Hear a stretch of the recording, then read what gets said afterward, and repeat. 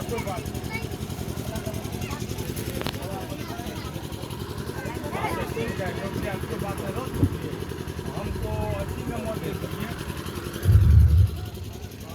मेरे पूजनीय पिताजी श्री ध्रुव नारायण सिंह राय जी के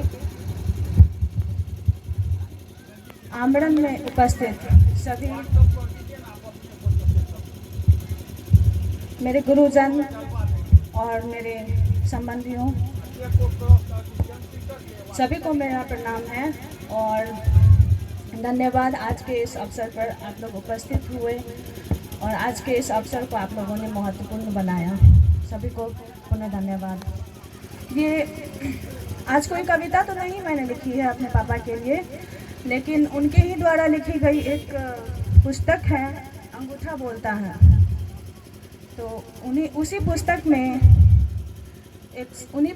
से एक शर्त को मैं आज बोलना चाहूँगी। और आज एक पिता की बेटी होने के नाते नहीं, बल्कि एक समाज के शिक्षक और शिक्षा के प्रति जो उन्होंने बहुत बड़ा योगदान दिया है, उनकी एक शिष्या होने के नाते मैं आज आप सभी से उनके ही द्वारा लिखी गई खंड काव्य अंगूठा बोलता है, उसी में से एक स्वर्ग आपको प्रस्तुत करना चाहूँगी।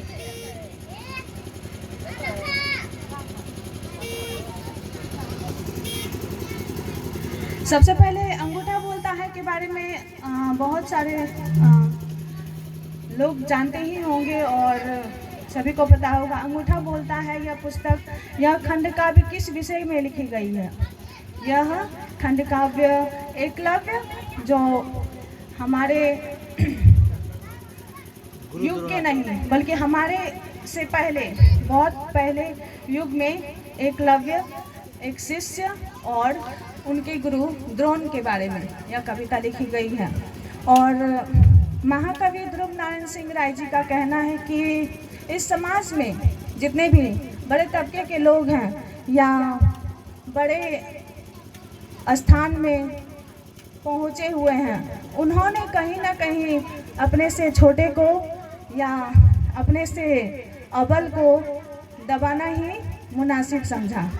चाहे वह छोटा दुर्बल व्यक्ति उससे पढ़ाई में या बुद्धि में, विवेक में बड़ा क्यों ही ना हो। तो इसी संदर्भ में उन्होंने यह एकलव्य के द्वारा जो एकलव्य से गुरु द्रोण के द्वारा जो अंगूठा मांगा गया था, तो एकलव्य ने बिना कोई हिचकिचाहट गुरु द्रोण को अपना अंगूठा तुरंत दे दिया, क्योंकि उनकी भक्ति, एकलव्य की भक्ति हमें यह सिखाती है कि हमारे समाज में जितने भी शिक्षक वर्ग के लोग हैं या हमें कोई भी शिक्षा प्रदान करते हैं, उनके लिए हम हमेशा निसंदेह और निसंकोच उपस्थित रहें, उनके सम्मान के लिए और उनके आदर के लिए। तो यह षष्ठम सर्ग है, जहाँ एकलव्य के द्वारा गुरु द्रोण को तो अंगूठा दे दिया गया, परंतु वह अंगूठा पाने के बावजूद भी गुरु द्रोण खुश नहीं थे। कहीं ना कहीं उनका मन खुद में ही अपने अंदर ही घचोट रहा था कि यह मैंने क्या कर दिया। एक सबल, भले ही वह जाति से शूद्र क्यों ना हो, लेकिन उससे मैंने उसका हक अधिकार छीन लिया। उसकी जो धनुर्धर विद्या थी उसका मैंने उसे हक अधिकार उसे छीन लिया। तो इसी संदर्भ में है गुरु द्रोण के द्वारा किया गया पश्चाताप। गुरु द्रोण कहते हैं, जो न हुआ था हो रहा अभी, यूं मेरा तन क्यों कांप रहा, प्राप्त कर इच्छित वस्तु फिर भी संशय मन क्यों ढांप रहा, पड़ा पात्र में कटा अंगूठा, सद्य स्नात रुधिर में जो है, नहीं केवल यह दारुण कथा, परम तेज परिचायक भी है। जीवित है कितना कटकर, मानो अपलक निहार रहा हो, मुझ पर ओ मेरे कुकर्म पर जैसे अट्टहास कर रहा हो। क्या होता अगर रहने देता उसका यह अंगूठा अनमोल, क्या होता गर रहने देता उसका यह अंगूठा अनमोल। वीरों के खट्टे करता दांत, होता प्रकंपित यह भूगोल। नहीं किसी व्यक्ति में केंद्रित प्रतिमान ऐसी वीरता का, नहीं किसी जननी से उत्पन्न है प्रतिमान इस शूरता का। वैसा बाण चलाना किंचित स्वयं मुझे भी ना आया, गुरु द्रोण कहते हैं वैसा बाण चलाना किंचित मुझे भी नहीं आया। ऊपर से मुख बंद हो जाए और भीतर बानी रह जाए। भू सूंघता छलांग लगाता, अभी अभी था गया वह श्वान, पर किस तरह विवश बन लौटा, भरे हुए थे ये मुख में बाण।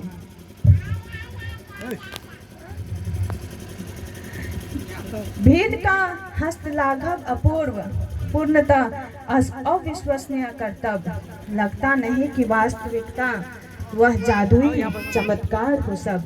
कैसा था वह बालक वीर जंतु, कैसा था वह बालक वीर जंतु, चश्मदीद जिसका गवाह, लाख रोके नहीं रुकते मेधानीर धारा प्रवाह। फोड़कर पर्वत का वज्र उर, होती निश्रित निर्मला सरिता। उसी तरह उसके अंतर से कल कल छल छल बहती प्रतिभा। समुन्नत ललाट शुभ संकेत, विशाल भुजाएं शक्तिशाली, सुपुष्ट भरा वक्ष का श्याम वर्ण शरीर बलशाली। सब लक्षण उसमें भरे पड़े, सर्वश्रेष्ठ धनुधर के से जीत लेता तीनों लोग को, अगर वह शिक्षा पाता मुझसे। शिष्य सुयोग पा भूतल पर हर कोई फूला न समाता, परंतु वह कैसा भावहीन तुरंत पक्षपाती बन जाता। पूर्ण धारणा ग्रसित रहा, रंग भेद का मैं तो कामी, रंग भेद का मैं तो कामी हूँ परंपरा पालक, फिर भी कहलाऊंगा मैं कुपथगामी। यह अपराध कुकृत्य जघन न किया किसी ने, नहीं करेगा होगा जब कभी शिष्य अनन्य, छल का द्रोण पर्याय बनेगा। यह तय है जब एकलव्य ने अपना अंगूठा काटा, उसी रोज लग गया गाल पर दुनिया के वीरों को चाटा। मैं कैसा निष्ठुर जो मांगा, दया मुझे थी जहां दिखानी, चाहा जिंदा नर का अंगूठा, मारकर निज नेत्र का पानी। किसी वीर का स्तुत्व हरण करना अपरों का श्रृंगार, पाविकलांग किसी बलशाली को बनाना अपना अहित विचार। कैसा लज्जास्पद यह कार्य था, वह कितना घृणित व्यवहार, मिलेगा अपयश अपरिहार्य, हाँ बार बार तुमको धिक्कार। विलक्षण व्यक्तित्व पौरुष तेज, कवच फाड़ कर निकल रहा जो अखंड और अवधान भावपूर्ण, विनीत विनम्र निरख रहा जो, वैसी तत्परता देने में राजा शिवी दधीची में देखी हुई नहीं किंचित भी मध्यम, कीर्ति द्युति वैसी की वैसी। सोच सोच कर धसा जा रहा मेरा मन संशय के वन में, लाख करूंगा कठिन महा, इसे भूल पाना जीवन में। यह दुष्कर्म चंद्र कलंक बन दिलाएगा स्मरण जगत को, कभी नहीं छिप सकता सचमुच। हे पाप पंख से लथपथ जो, मेरा भी हाथ सना अब तो एकलव्य के उष्ण रुधिर से धुल न सकेगा, मिट न सकेगा दाग अमिट मेरे अंचल से। कहाँ तो मुझे देना चाहिए था, कहाँ तो मुझे देना चाहिए था शिक्षा धवल धनुर्विद्या की। मैंने तो मांग लिया उससे निर्ममता पूर्वक अंगूठा ही। कहाँ तो मुझे देना चाहिए था शिक्षा धवल धनुर्विद्या की। मैंने तो मांग लिया उससे निर्ममता पूर्वक अंगूठा ही। लेना ही था मुझे अगर तो उसका जो कुछ भी अनुपम हो। ले सकता था मैं वह उससे भक्ति भाव श्रद्धा उत्तम जो। हो निराश जबकि प्रतिष्ठित एकलव्य ने मेरी प्रतिमा। हो निराश जबकि प्रतिष्ठित एकलव्य ने मेरी प्रतिमा कर अभ्यास विकसित की अपनी छिपी हुई नैसर्गिक सुषमा। मैंने ही जब किया नहीं था शिष्य तो एक दिन ग्रहण उसका। मैंने ही जब किया नहीं था शिष्य तो जब ग्रहण उसका, तब मैं कैसे आचार्य प्रकृष्ट अधिकारी उसकी दक्षिणा का। बनकर प्रतिमा खड़ा रहना मिट्टी का पुतला हास्यास्पद। बनकर प्रतिमा खड़ा रहना मिट्टी का पुतला हास्यास्पद। द्रोण हुआ न किंचित संकोच करता प्रदान कहते नीच गुरुपद।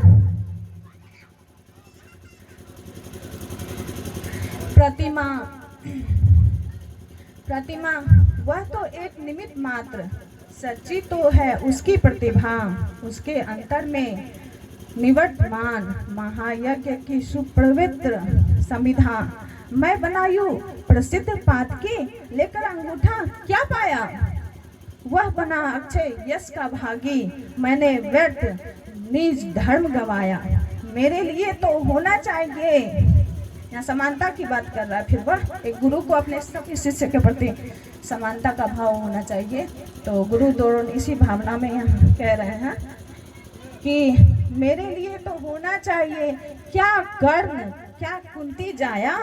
गुरु के लिए तो सभी बराबर गौर वर्ण क्या कृष्ण काया। मोह ग्रसित हो मैंने कैसे सद्विवेक नीज गवा दिया। मोह ग्रसित हो कैसे मैंने सद्विवेक नीज गवा दिया। शिष्य पर नहीं शिष्यादर्श पर नस्तर जहर चला दिया। कलंकित नहीं आचार्य द्रोण धूमिल गुरुपद ही उस दिन से। कलंकित नहीं सिर्फ आचार्य द्रोण धूमिल गुरुपद ही उस दिन से। अब न रहेगी इसकी महिमा संचित थी जैसे पहले से। धन्यवाद।